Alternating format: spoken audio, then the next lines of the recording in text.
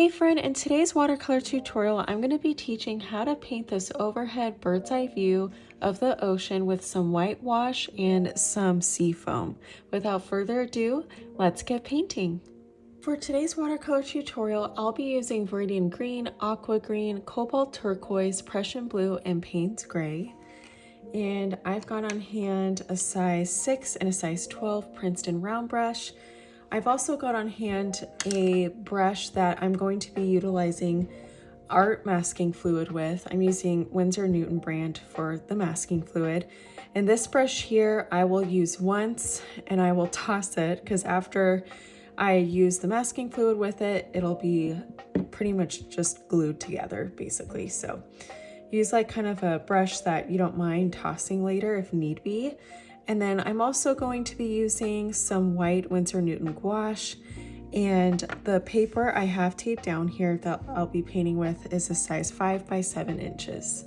To get started, I am simply just going to remove my cap here and take my brush that I feel good using the masking fluid with.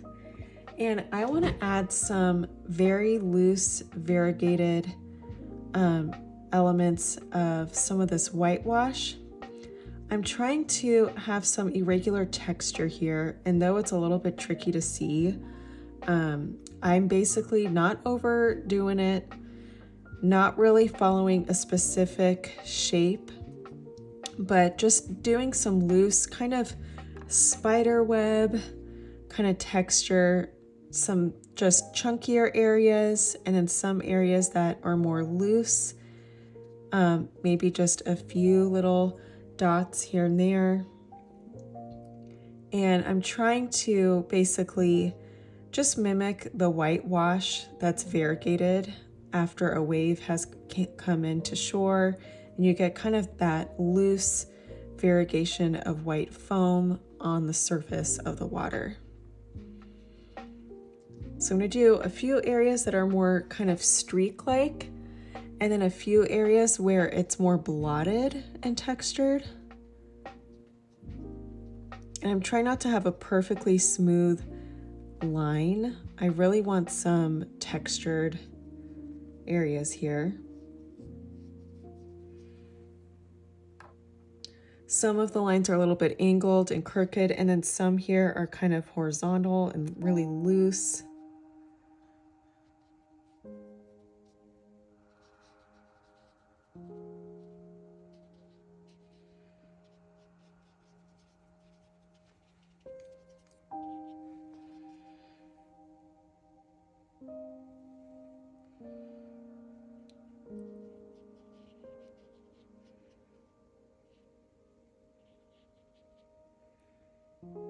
And then I'm gonna just have a few kind of almost squiggly, dainty lines coming through.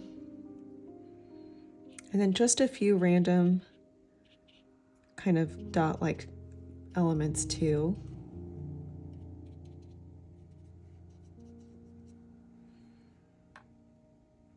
And I'm not overdoing it, so I still want a good amount of our water to show through, so I'm not going too overboard, but just adding a few touches.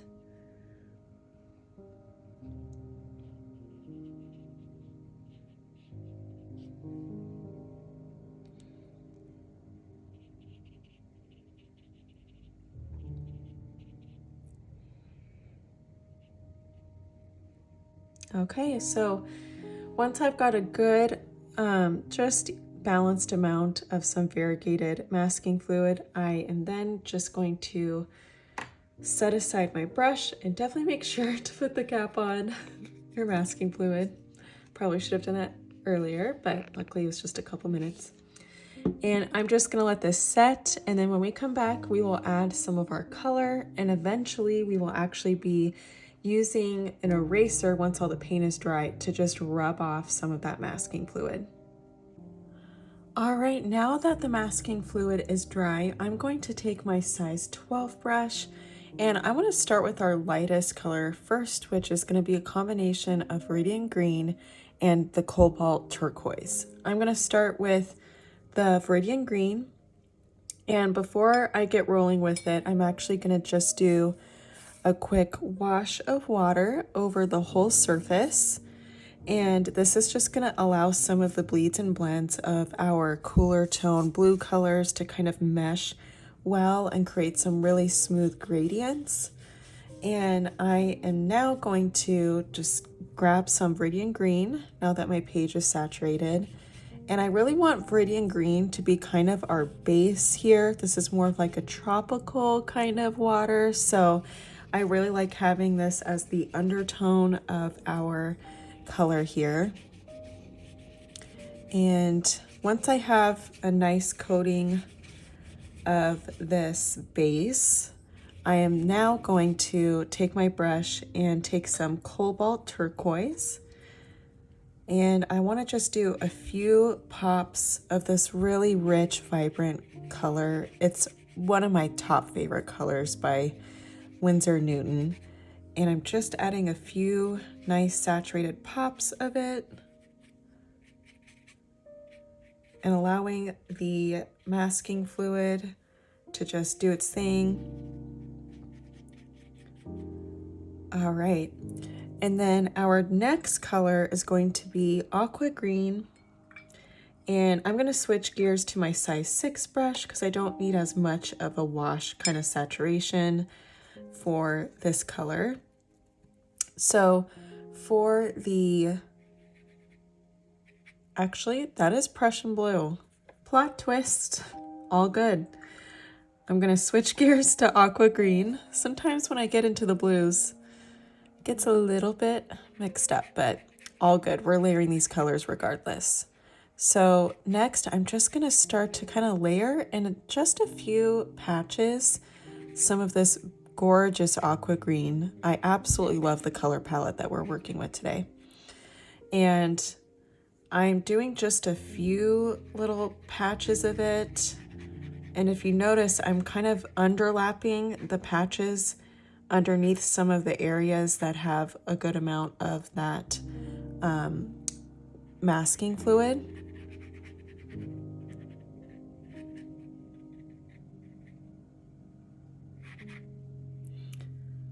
All right, and then I'll do some in this bottom corner, and then maybe some just up here as well.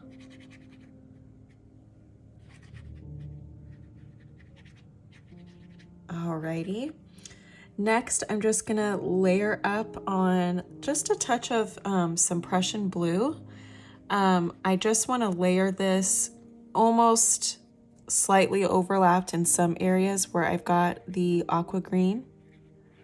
And it's just gonna complement the contrast really well and just allow a little bit more depth.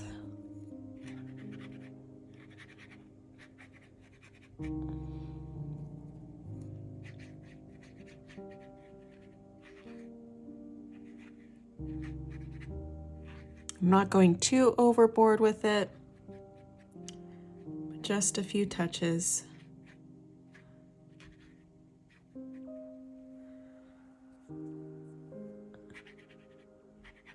Okay. And the last color that I want to add is going to be just a little bit of Payne's Gray, which is our really rich kind of black navy color. And I'm just gonna layer just a few touches of that alongside maybe a couple of the corners here.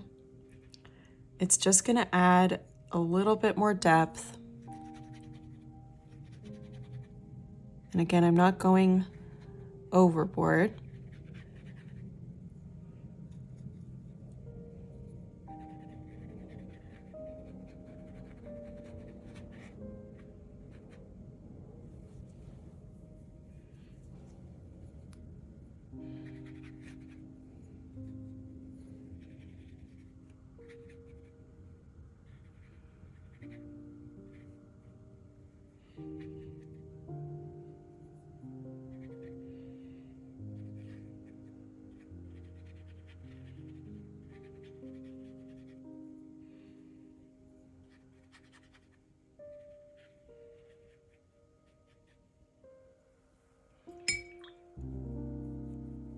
All right, and in any areas that you want to incorporate some more pops of Aqua Green, you can just add maybe a few touches of that.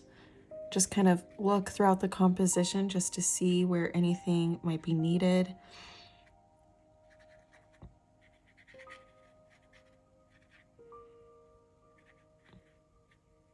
Alrighty, I am going to let this paint just set and dry, and once we come back, once it's dry, we can use a rubber eraser to kind of rub off some of this washing tape. Actually, all of the washing tape will be rubbed off.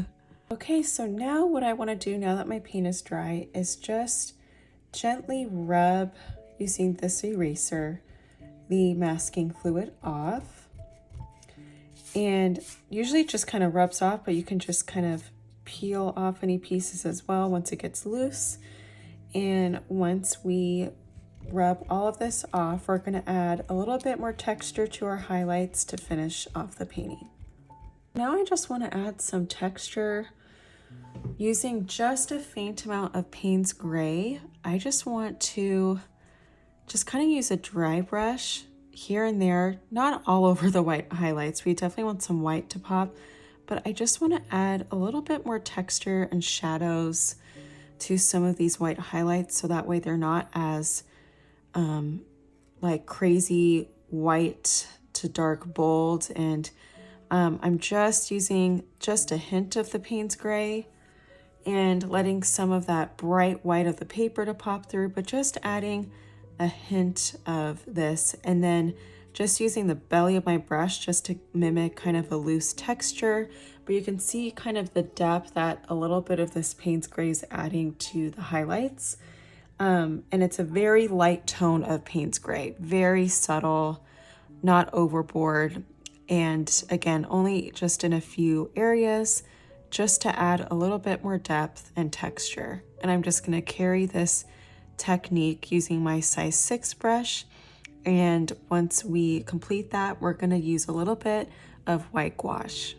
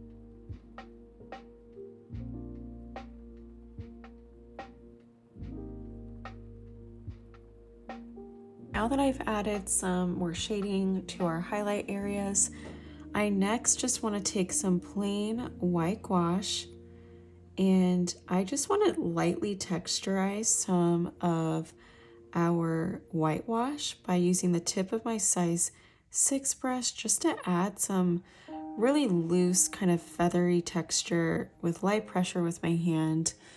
And I'm just doing a few kind of angled kind of horizontal lines here, and I'm kind of just doing these almost just streak-like loose rough jagged brush strokes, and that's just going to add a little bit more dimension. And the second element to the kind of shading, not the shading, but the highlights of our whitewash here is doing just a few random white dots just scattered for some more texture. And so I'm just going to go through the highlights here with my white gouache and my size 6 brush and kind of alternate between doing some of these kind of loose, like almost sketch angled horizontal lines to add some texture, in addition to these subtle little white dots.